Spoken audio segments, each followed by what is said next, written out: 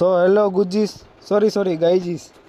તો હવારમાં જોયું તો ગાડીમાં પંચર થઈ ગયું હતું. જેક લઈને મંડાણા હતા. ગાડી થોડી કદર કરી અને ટાયર ખોલ નાખ્યું અને આ 50 કિલોનું ટાયર ઉપડતું નતું એટલે અમે બોલાવી લીધો બાહુબલી અહીં બેસી ગયો અને ટાયર લઈ ગયા રિપેર કરવા. સોરી પંચર કરો. ગાઈજીસ હવે હું જઈ રહ્યો છું શાકભાજી લેવા. ઘરની વાડી રહી ને એટલે અહીંયા બધું વાવ્યું હોય. દૂધી, મરચા, પોપૈયા, લીમડી અને ભીંડો. તો નોડિયો શાકભાજી લેવા આવ્યો તો જો એ કે તારી પેલા હું લઈ લઉં. તો ગાઈજીસ હું મરચા, ભીંડો અને દૂધી અને લીમડી આ લઈને હું ઘરે આવી ગયો. તો પાણી લઈને 2 વાર ધોઈ નાખવાનું. તો ગાઈજીસ પછી આપણે મરચા કાપી નાખ્યા અને મરચા આપણે તળી નાખ્યા. તો ગાઈજીસ પછી બનાવી લીધી અમે ખીચડી અને કઢી અને દૂધી.